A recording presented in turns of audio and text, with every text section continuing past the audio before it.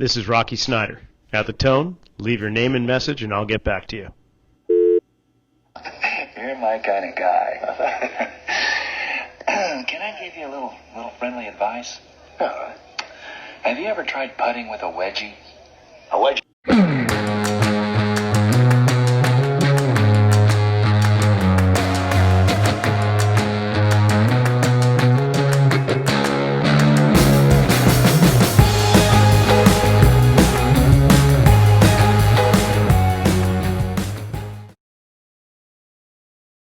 Welcome to this episode of the RockFit Files. And as you know, through the season, we are exploring anatomy and motion and the coursework that was developed by Gary Ward and the flow motion model, which is all about how the body moves through space when we do the simple activity of walking, which we find out is not all that simple, at least in some regards. Now, we are from one week to the next starting to talk with people who have been through the coursework, that are students / colleagues in anatomy and motion, and how they've taken that information, that coursework, that philosophy, that approach, and integrated into their practice, their work, because there's a whole spectrum of people that come into the coursework. They could be acupuncturists, body workers, they could be movement therapists, physical therapists, orthopedists. There's a whole litany of people that take this coursework. So I thought it would be interesting to find out how everyone takes the information and makes it work for them. So this week we've got Julian Corwin. He's with Pain and Performance Solutions out of Santa Rosa, California. And he's also the man, if you're interested in foam foot wedges for the work that you're doing, when it comes to at least North America or the United States, he's the go-to guy. Julian, welcome on the RockFit Files. Awesome. Thanks for having me here, Rocky. Dude, it's a pleasure. It's a pleasure. Now, before we get started with anatomy and motion, you've been through thick and thin, brother. I mean, I thought I was dealing with forest fires in my neck of the woods in California here in Santa Cruz on the Central Coast, but you have been slammed, and I can't imagine how you get through it in one piece. But how are things going fire-wise right now? Of course, this being the middle of December, we recorded this a bit earlier when the skies were smoky, but you're getting through okay? Yeah, we had like probably two and a half, 3 weeks of just lots of smoke, orange skies. One morning it was barely, the sun barely even came up, it seemed like. And air quality in, just terrible air quality, 150 to 250 particulate count.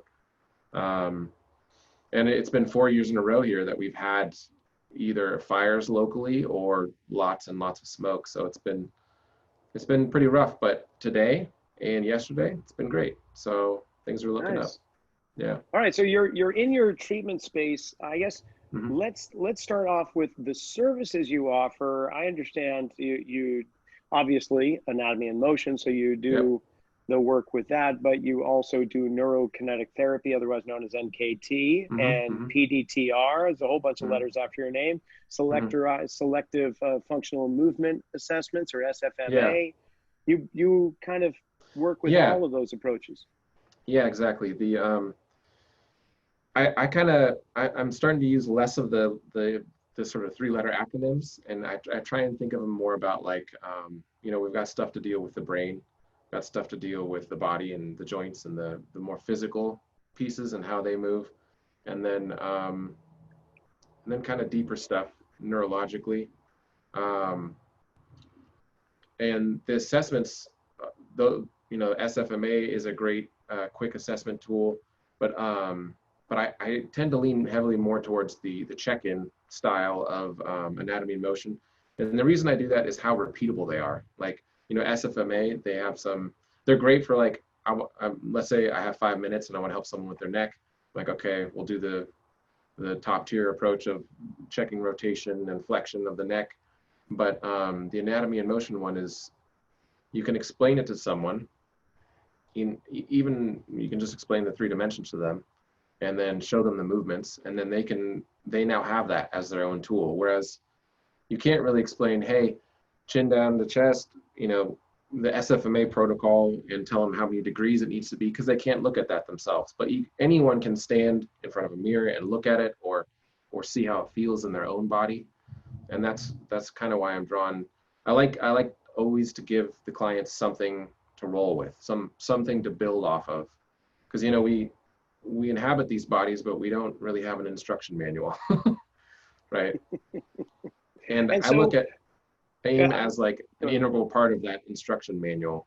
How we walk, well, that's how humans have evolved to move. So if someone's laid out the sort of the map, the flow motion model,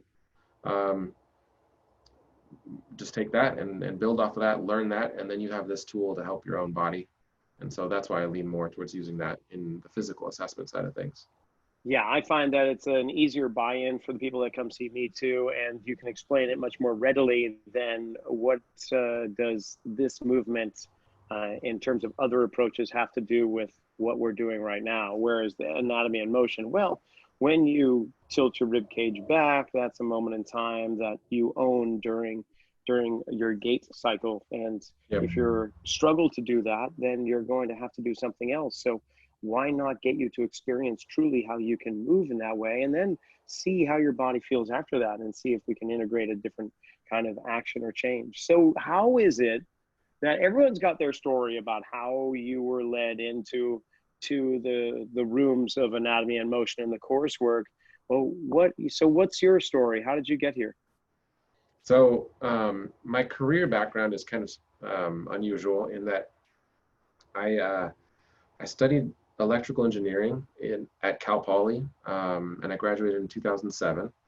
And then I moved up to Santa Rosa with my wife, and we were both engineers. We were working for different companies, and I was doing that for about 6 years, working on circuit boards and these instruments that measure electromagnetic waves. And some of that equipment I used to work on is used for like spying on, covert ops type of stuff. Some of it's used for testing cell phones. But in the end, I was getting kind of bored and fed up with the work. And I also happened to get some shoulder pain around that same time. And I tore my hamstring. And so I was looking around for solutions, and I ran into this guy that we both know named Thomas Wells. And Thomas really helped me heal from some of those injuries. And so then that he kind of set me on this path of helping people with their body. And the quickest way for me to do that was to become a massage therapist and get some sort of training certification, and then start taking these individual courses like AIM and NKT. But specifically AIM I encountered through NKT because I was taking NKT courses, and one day anatomy and motion popped up on the course page, and I'm like, I wonder what that is. And then I asked around, Thomas, you taking this? Yeah, I'm going to show up. So I showed up having really no idea what it was all about. Having only been studying to become sort of like a body worker, a person who helps people with pain for about, I think I was only like 4 or 5 months in there. So I didn't even know all the anatomy yet. But I showed up to the course and followed the instructions and tried to learn as much as I could. And I saw some enormous potential there. And so I tried to integrate it right away, and I struggled, and I let it go for a bit. But I knew that there was enormous power in it, power to help people and help myself. So that's what kept me coming back. And so, you and I have been to many of the courses at this point. It takes a while to really learn that stuff. I think we were in the same course together initially. Yeah, we were in March of 2014, right? That's when we first met. And it was interesting you bring that up, because I think I was one of the very few individuals that was not NKT. I hadn't even heard of what that was at the time. And I was just the dumbbell guy coming in, lifting heavy stuff and putting it down. Everyone else is manual therapists who knew the finer muscles and bone structure and so on. And I'm just I'm the meathead in the corner. And it was a lot of unlearning for me, I guess you'd say. But it was just that first day, or that first course, was fascinating. Kept me coming back. So I've seen you at numerous courses over the last 6 years. It's not like you're one and done. You've been following the rabbit down the hole, so to speak. And so my question is, you've got all these other approaches, and I know you say you separated kind of like between brain and body, which completely makes sense, because some of the work that I do, I kind of see the same thing when I don't see it working well with biomechanics. I might say that, oh, this might be more of a neurological thing. Can we Yeah. delve into that? But it's interesting. I always start with the physical realm and the biomechanics. But do you do that? Or do you start the other way around? That's a great question. As soon as you start interacting with a person, you start getting information. And some of this information, like we're processing on a rational sort of level, like you ask them questions. Oh, where do you hurt? And then, well, what's your injury history? And then some of it you're kind of telling based on like how they say things or their facial expression or how they walk. Like as soon as they walk into my office, we're walking back into the room here and I'm watching how they walk. And I'm like, so it's very individual. I think what I've learned over the years is that there doesn't seem to be any cookie cutter approach. Whenever I was taught a formula, like always do this when you see this, it's never turned out to be true all the time. It's true some of the time. So for me, do I start with the physical first or the neurological or the sort of mental emotional first? It all really depends. And I would have to spend some time to really figure out like what makes me decide one or the other. But I know that during the course of a normal sort of treatment process with someone, I end up hitting all of those. So we do absolutely get to the physical, and we do get to the neurological or proprioceptive, and we do get to sort of mental and emotional work at some point during the course of my treatment process with a given individual. Well, you kind of glossed over a few things when I asked you how you got into the rooms, because I read your website and you spoke about the hamstring and the shoulder and the fact you met with Thomas. He was doing, I think he was doing ART, right? Active release technique. And that's kind of what got you there. But you didn't mention the fact that you had tried other modalities such as chiropractic, physical therapy, and the like, and found that with your electrical engineering background, you were coming from a completely different kind of problem-solving mindset, which is, I recognize that these are symptoms, but what's the underlying problem? And yet the people that you were seeing were treating the symptom and not the problem. And that's, I think right there, the fact that you're an electrical engineer, I think is fascinating, that you end into human electrical engineering in many ways, right? Yeah, It just makes almost like this, of course, it makes complete sense to me. But what was that like, going to these individuals and being quote unquote treated by them and having them only look at the symptom site when you and yourself are realizing, maybe not screaming inside your head, but recognizing that this just doesn't seem right. There must be another way. Yeah, that's a good question. It's like, have you ever had a conversation with someone and then the conversation starts to be like, you start to become disinterested in it? You're like, okay, well, not at this moment. Really, I just want to let you know, moment. not at this moment. Totally. It's kind of like that. Like when I recall those moments, like with a sports medicine doctor who was looking at, I think he was looking at my shoulder, and he kind of did some assessment. He did provide me some good, he's like, okay, well, the shoulder isn't this and isn't this. So he told me what it wasn't. He basically told me I didn't need surgery and this and whatever. He handed me some stretches that didn't really do anything for me. So at least he provided me a sense of safety. But when he started talking, at a certain point in the conversation, I was like, he's not really going to get to the bottom of this, is he? Like, and I started to stop listening and start thinking, okay, how do I solve the problem? What's my next option? What Google search do I have to type in next? And that's kind of how those conversations or those interactions would generally go. As soon as I noticed they weren't oriented towards the same thing I was oriented towards, which was finding the root cause and fixing that, then I tuned them out. Very cool. And so, yeah, that would be a wonderful thing. What a wonderful world it would be if the medical profession would have some education in proper human movement biomechanics, such as the Mhm. flow motion model. We have had doctors. There's been a couple of medical doctors, one in the UK and one from outside of Oklahoma City that I can recall. Norman, Oklahoma, University of Oklahoma. We had one of those medical doctors, and it was just a delight to actually know that Western medicine was interested in something like this. Yep. Whether or not they integrate it into their practice, I'm not sure, but that would be nice to find out. But tell me how you integrate it into yours, or you were going to say Yeah. something else. Well, I was thinking, I've met an AIM trained medical doctor, family practice doctor, and she does integrate it with, she came out to Santa Rosa once. Her name escapes, Vivian was her name. Yeah, Vivian Hong. Yeah. Yeah, she's the one at the University of Oklahoma.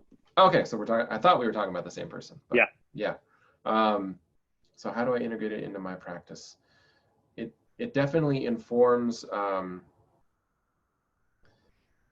me on relationships on every movement, and it's definitely informed basically all my knowledge of the foot, because no other coursework has really taught me as substantially as AIM has.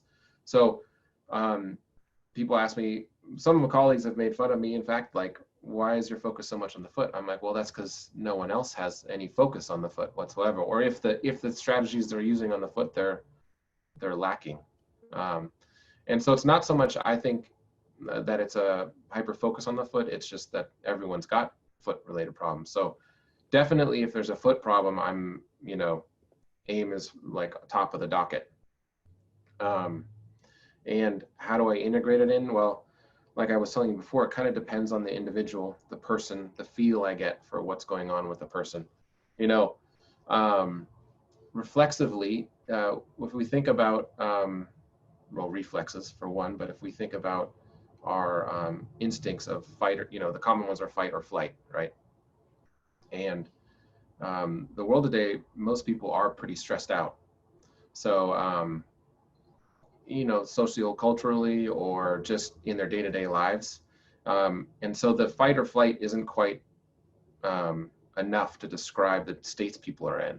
So fight, flight, freeze, and facial expression is more like descriptive of the range of like things that are going on with people. And so you can tell in their face like how they're feeling, how stressed out they are about something. And so if someone has neck pain, I would say I don't necessarily start right away with anatomy motion.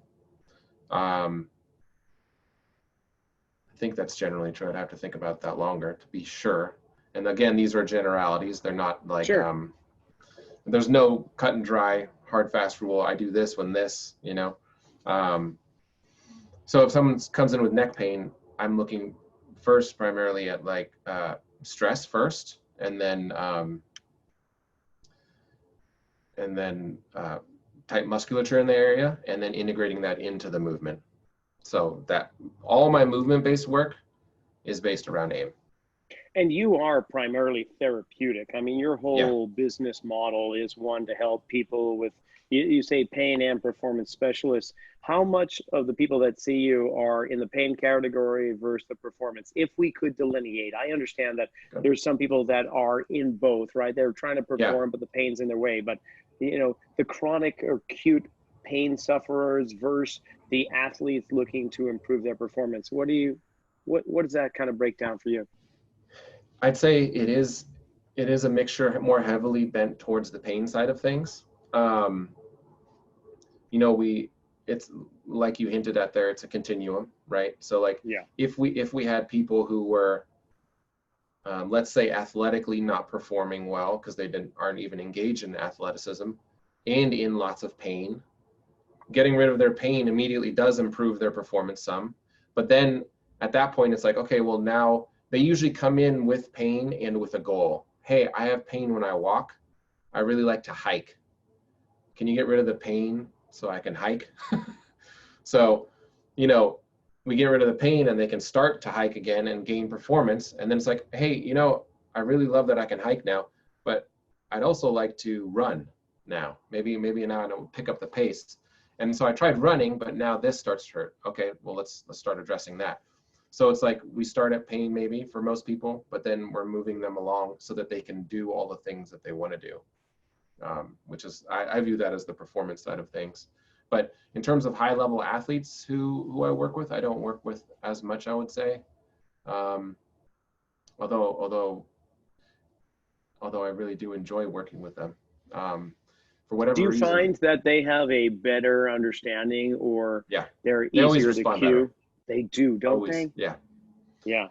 Because Compared to the average electrical engineer, no offense, but if somebody's been sitting at a computer, they're pretty much dead from the neck down, right? absolutely. That kinesthetic awareness is just not as acute and not as fine-tuned, I guess, as you'd find somebody that is movement quite a bit. Yeah. Yeah, so if you're sitting at a desk using primarily the muscle between your ears all day, you know, you just lose some of that connection, some of that competency down below. Well, that muscle on me is atrophied. I barely use it, so I'm pretty good with that. No problem. I don't buy that, Rocky. But yeah, so that's another thing. Athletes, when they do come in with a pain, I usually see them less because they recover sooner, and then they actually oftentimes don't need it as often. So they might come in more on a case-by-case basis. You know, like they'll come in for a session here and a session there to work through a specific problem, and then they usually, since they're using their body and they understand their body better, they take the information and they run with it, and they become more independent. So I think that's part of the reason why I'm thinking of my current client populace is just generally more people who are in pain, and not the people who are like high performers and looking to improve their performance. Obviously pain, you know, inhibits performance. So those two are tied, but yeah. Well, let's spend a little time talking about the flow motion model and your introduction into it. First, time to put you on the hot seat. Have you done the 100-day challenge? I have not. Okay. See, you don't have to be very good at this. It's just one of those little kind of things off to the side that may help you get to know the flow motion, but you've got it forwards and backwards, I know for a fact. And you don't necessarily need something like that. But out of the flow motion model, what was it when you started to truly get a grasp of the joint relationships through gait that blew your mind? I know there's more than one episode, and if you want to give more than one, please do. But what was one of those things that made you stop in your tracks, your jaw dropped down, and you practically sweared in front of your grandmother? I know the exact moment that I will refer to. There's been many, like you said. Like, so when Gary first came to the States, there was those sort of module 1 and module 2. Yeah. And then module 3 got delayed in coming back for a year plus, it seemed like. I don't know how your initial module 1, 2, 3 went, but for me it was like 1, 2, and then a year later 3. Yeah. And by the time we got around to 3, I don't know, were you in that class with me in Oakland? Yes. I think. Okay. Oakland, was it Oakland? It was at a Best Western, I think, or something. That's right. Yes. Yeah. Susie was there, and Emily, and anyways. So you were probably in the room when this happened. We were doing an assessment of sort of lateral translation of the neck, right? And I couldn't laterally translate my neck to the right at all. Like I was like, this, and it kind of hurt my brain. I'm like, I can't really do that. That's hard to do. And then Chris was going through everyone's sort of requests, like people said they didn't understand shift phase versus suspension propulsion. And he found that everyone was doing, when they were doing suspension propulsion, they were actually doing shift or some vice versa thing. And he guided us through a proper suspension phase.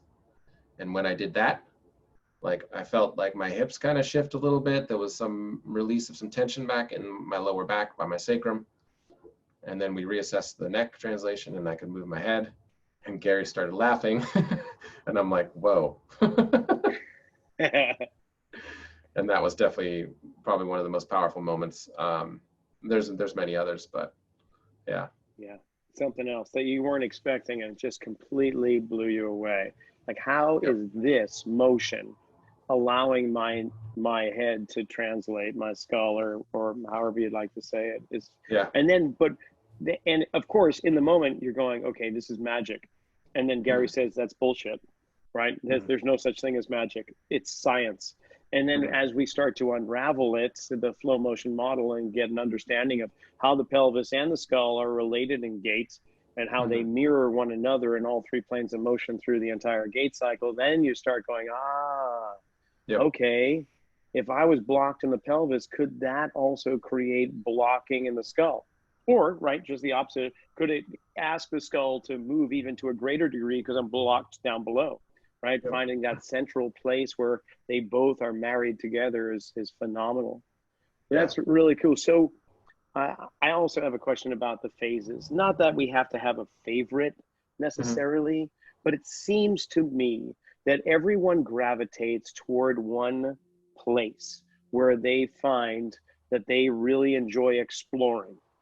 And do you have one of those places where it's a right shift or a left strike or a right suspension or left translation? Is there, or I've never heard anybody say early or late swing, by the way. No one's favorite is a swing. It's always a stance. But do you have one that you, for whatever reason, if something's not going on in your day the way that you want it to, you just find yourself automatically kind of positioning there and starting to explore? Maybe not staying in it, but at least that's where you go to first. This has definitely changed over the years. Yeah. I would say I started, so I'll give you sort of the timeline, and then what my favorite is probably today. It was started probably with just suspension propulsion. Was my go-to. Was the first thing I learned to, and then then there was some years there where I definitely got the most out of transition, and then right now it's sort of ongoing. I think left shift is probably one I need a lot, and specifically the loading of the hip flexors and the iliacus. That for me is very beneficial because even though I am standing to do a lot of work, I do spend a lot of time at the computer. And that I seem to really need that. It really, if my low back starts to flare up or anything, that's my go-to. And that, it's almost always some aspect of that I'm missing. Like I might even try it a few times and it doesn't really provide me relief. And then I do it a different way. And I'm always coming back to shift and loading the hip flexors. That always seems to really put me in a good place. Which also allows your skull to translate right, which is hilarious. It comes right back around to that too. Yeah. So you're the wedge guy, right? If somebody needs foam wedges, they shoot you an email or DM or something, and you send them a box of wedges. And the wedges we haven't really spoken about in the previous episodes. Up until this point, we've just been talking about the flow motion model and how the joints move and gait. But I wonder if you wouldn't mind, not that, none of us are the true wedge experts. I would say that we like to use them as tools, but can you explain in your own words the use of the foot wedges and why they are a very useful and beneficial product or tool in restoring movement, taking away pain? Yeah. There's so many ways to go with that question. Right? I'm going to back up and give you a little bit of history, and then I'll go into maybe some neurological, adaptive, and just simple physics reasons why they're so kind of hit 3 reasons why they're so beneficial. Pull out that Cal Poly degree of electrical engineering while you're at it too. That's good. Go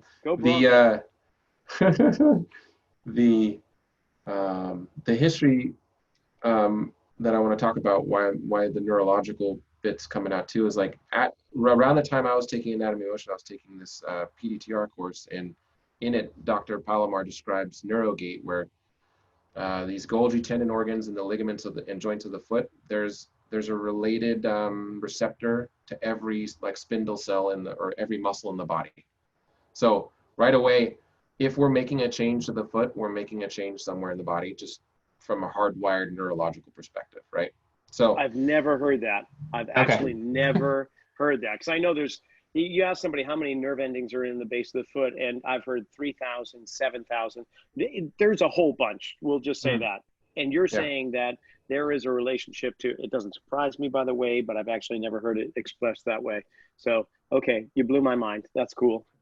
Next.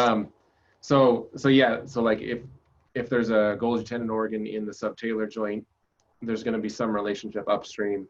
If we place, let me get an up-to-date wedge here. If we place a wedge there that opens that up and stresses which that is in the posterior aspect of the calcaneus. So we're rolling the heel forward for those listening.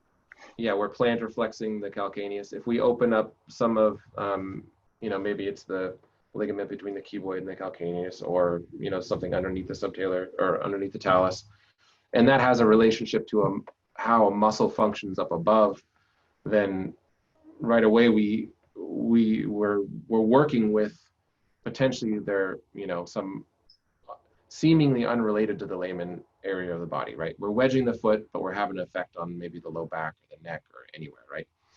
So that's sort of the neurological piece. And obviously just the physics mechanics perspective, if we place something on an inclined plane, it will tend to want to roll. And with the heel inverting it or everting or plantar flexing or dorsiflexing, so we've got almost all those options, right? Dorsiflexing with a wedge. You can sort of put it at that diagonal, right? Yeah.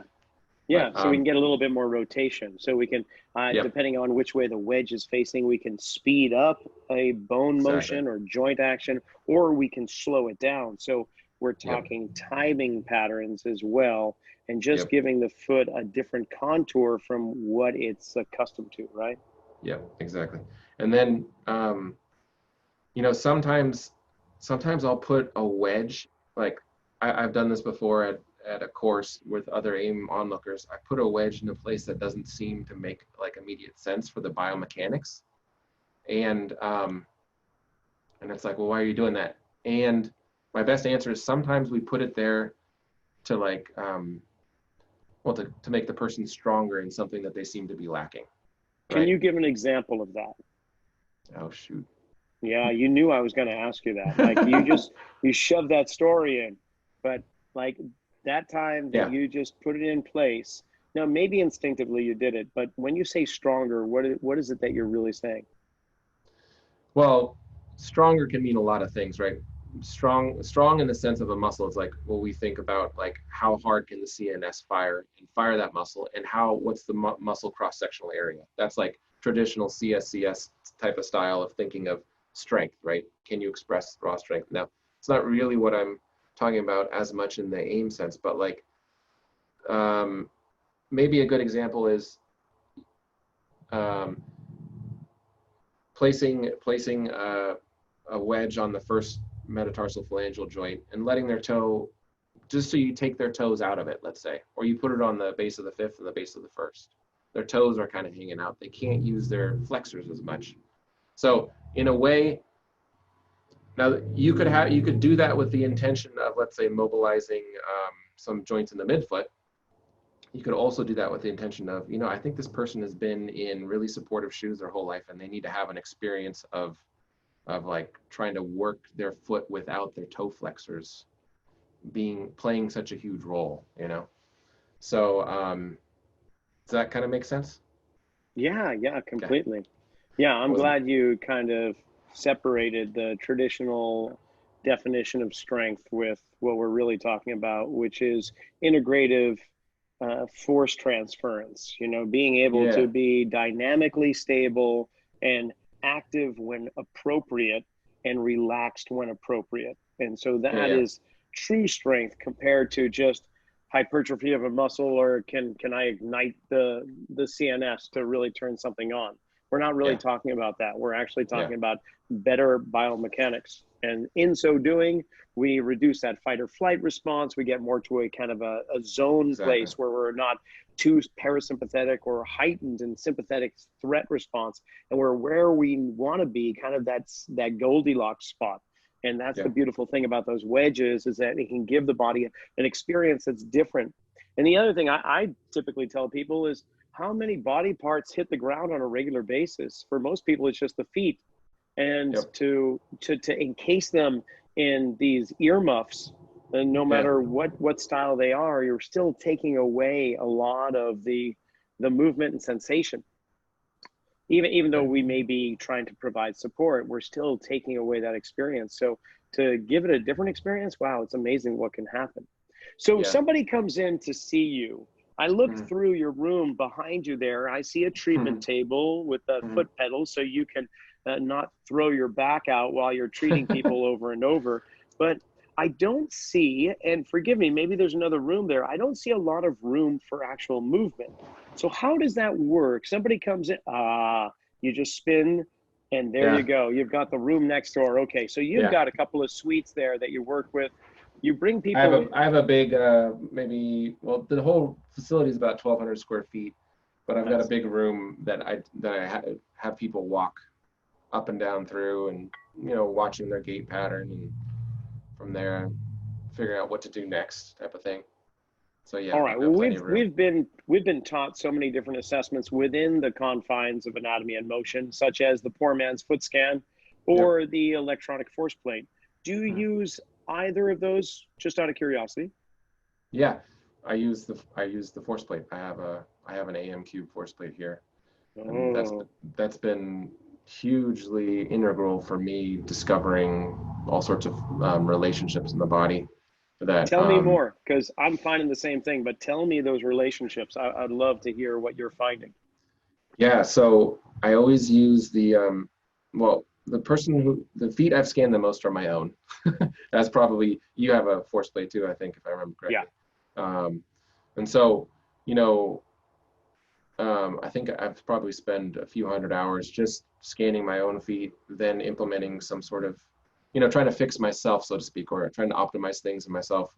I go out there, maybe even videotape my own movement, work with it, see where I need to explore, see what I need to foam roll, see what I need to mobilize, and then measure again. And that's been a really interesting experience, just to see what changes what, right? And then every client who comes to see me, we take this force plate measurement before we kind of kick things off. Then I gather their history. Then we do some neurological assessments. We do some gait assessment. And then, with every person, I don't think of people as like having, obviously, and you don't think of this either, as having like one problem or two or three major problems. They have thousands of problems.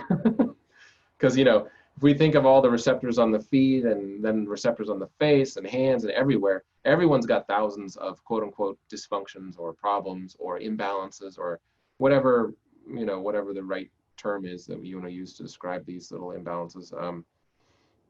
And so it's not so much that we're ever going to have the time to fix all of these thousands of problems, but we do have to prioritize the problems into like 2 or 3 really big ones. Because we only have, let's say, 50 minutes together. Let's work on 1, 2, and 3 if we can.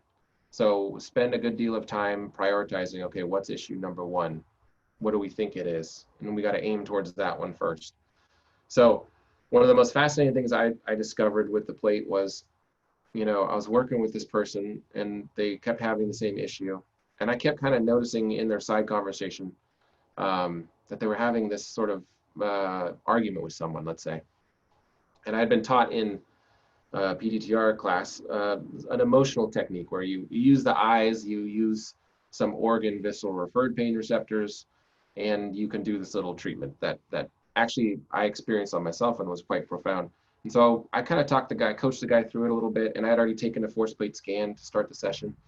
And I'm like, hey, you game to try this out? And he's like, yeah, let's do it. And so then we did this treatment. I'm like, and then a light bulb went off. I'm like, oh, I should take a force plate scan. I had him get up and walk around, so he felt a little bit different, so he integrated some of the work we had done, and then I stood him on the force plate again, and the force plate had a big change.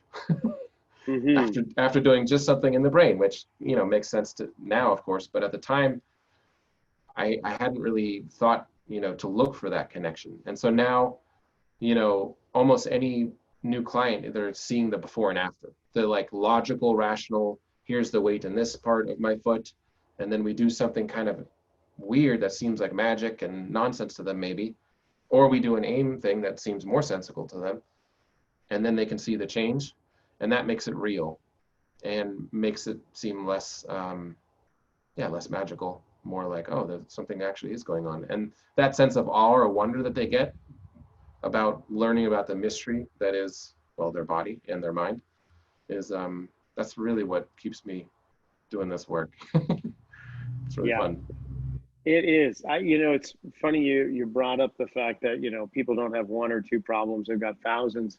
And there's one of the Asian languages, which I can't recall which, has the same word to express problem as it does for opportunity. So, in terms of that, I heard that long ago and I thought, oh, that's actually a really nice kind of mind shift. When we consider people with problems, they're actually opportunities for us to work with these people. So yeah, we've got thousands of opportunities at our fingertips when people come in to see us, right? And by saying that too, that's the other thing. We don't really talk about it too much with Anatomy in Motion, but I think Chris probably is the leader in this when it comes to word choice and how we question, how we pose questions. And I love always having the roots of my foundation shaken and stirred, just like, thinking about the word problem and then converting it to the word opportunity. There's so many of those opportunities that exist within the learnings and the teachings that it's really made me see what it is that you and I do in a completely different way, where we're not the fix-it people. In fact, when people come in and say, I need you to fix me, I say, I'm sorry, I can't do that. And I mean it wholeheartedly. I can't fix you, but I can guide you. We can learn together. Your body can tell us and show us what it is it's doing and maybe what it needs. And I can guide you into those areas, and then we can see what happens afterwards. And a lot of times things feel better, but I'm not fixing you. And so this brings me to another question. People are coming to you because you're the pain and performance guy. You're the solution. It says right there in your business, right there, you've got the solution. So when people come to see you, there's a mindset to some degree that you're going to fix them, right there. But you're not that way. You're going to give them, I imagine, just about everyone that sees you, you're going to provide them with the tools they need to take away from your studio, the confines of your room there, and to integrate it into their day-to-day existence. So first of all, do you do that? Yes. Yeah. Okay. And then the second thing is, how much do you give people? Now, I know we're going to have a general answer because you can't be specific when you talk about everybody, but do you find that less is better? Or do you have a tendency to give people quite a few things with the expectation that they'll be compliant? I never really expect them to be fully compliant, I should say. But yeah, it does depend on the person. I always give someone something to do at every time I meet them. Like, I'd say that's true 98% of the time. When they come in and we do something, we're usually, again, trying to find the most important thing to work with. And when we find that most important thing, there's always something that they can do at home on their own to further that process along. Hopefully we move that number 1 thing to a number 30 thing or number 1,000 thing. and then next time number 2 will pop up to number 1, because it just takes its place, and then we work on that. And so there's always an assignment to be done or a task to be done. And if it's a complicated gate related thing, there's always a video. And then if it's something simple, then it's something simple. And sometimes you can tell less is more because the person already has too much going on. And I phone screen people before I work with them because I know I can't help them. What do you mean phone screen? I have a 15-minute free phone consultation with everyone I work with because I've had, and that took a while to get to, and a business coach helped me develop all that. But, I've had people sent to me by let's say their son or daughter, and the son or daughter had great results, and they kept bugging their parent to come in, and the parent finally comes in, but they're not aiming towards the same things that I'm trying to aim them towards. They're like, I came here basically to get my daughter to stop bugging me. Mm-hmm. And like, I don't want to deal with that. Like that, there's so many barriers there. It's I need to fill that space with people who are ready to engage with the process and find out the mysteries that are, underneath their pain, and move forward with that and learn. Are you bold enough and comfortable enough to tell that individual, okay, you've seen me, you've walked through the door, but you're free to walk out right now, because I don't believe this is going to work, because you're not here for yourself. You're here because you want to get somebody off your back. Have you ever had that? I mean, honestly, have you ever had that conversation? Because myself, I really haven't. I've just acquiesced and go, okay, well, we'll see what we can do with the time we have. But knowing in my heart of hearts that, yeah, it's not going to be the same. If someone's already shown up, I always will follow through all the way into whatever they signed up for. But like turning them down on a phone conversation, I haven't done, but they've come in for the initial consultation afterwards. And, I have the little sort of a miniature presentation, maybe 10 minutes long, where I give them the rundown of everything we're working with, and how we're going to look for that, how there's 1,000 problems, we're going to look for the number one problem, and we're always going to be aiming towards that. And when I explain it all to them, if it's like, it's kind of crickets and they have a glazed look on their face, I'll still go through and do the rest of the session, but I'll say, I get the feeling this isn't really for you. And then they'll do one of two things. They'll rise to the occasion. They'll be like, actually, this is for me. I really do want to explore this. Or they'll be like, yeah, I'm going to go get an MRI, or I'm going to go see this other doctor. And that's kind of the way it goes.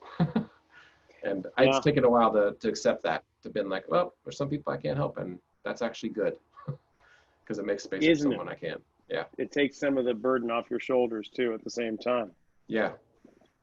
So. Well, this has been great. I've really appreciated your time, and honestly, it's just fun to sit down and talk shop. And yeah. If people are, to you, yeah, thanks. Now, the other thing we didn't speak on is you do phone consultations, but what about online? Have you ventured into that? These days, of course, there's a lot of that, but yeah. I know that with NKT and PDTR, you can't really do that, but with the work with the flow motion model, have you delved into that? I did, at the outbreak of Corona, I had a number of clients who I had just started a process with, and I wanted to keep some continuity there.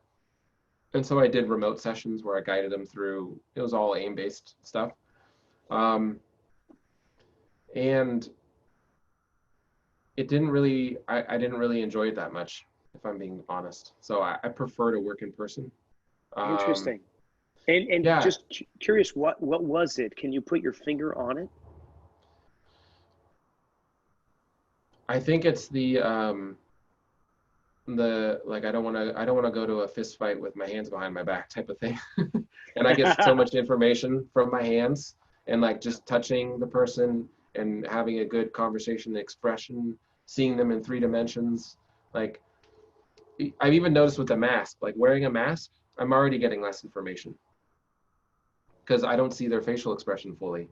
So sometimes people, they might tell themselves something that they don't really believe, or they partially believe. And that's important to know. Like, hey, they're saying that, but I'm not so sure they believe that.